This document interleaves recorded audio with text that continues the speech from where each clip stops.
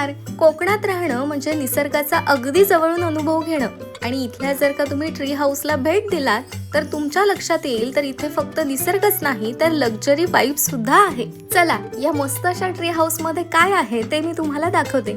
ही सुंदर अशी बेडरूम आहे विथ अटॅच टॉयलेट बाथरूम आणि तिथेच हा मस्त असा छोटासा सिटिंग एरिया आहे जिथे बसून तुम्ही मस्त असा व्ह्यू एन्जॉय करू शकता.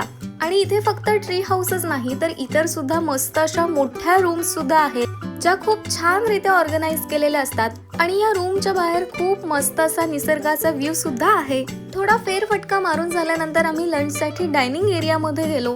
इथे तुम्हाला स्टार्टर मेन कोर्स मध्ये खूप छान छान ऑप्शन्स आहेत.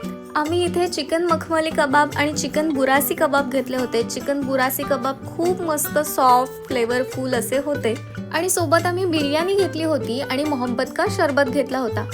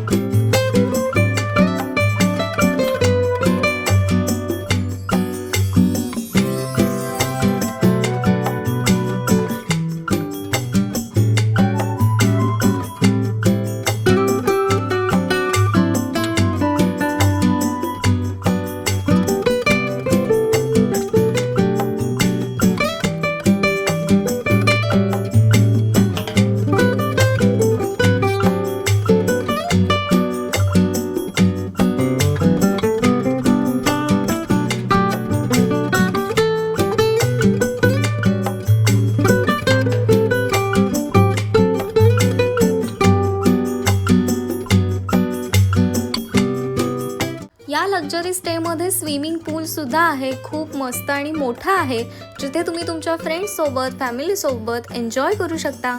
संपूर्ण एरिया खूप मस्त आहे, मोकळा आहे जिथे तुम्ही छोटे मोठे गेम्स सुद्धा खेळू शकता.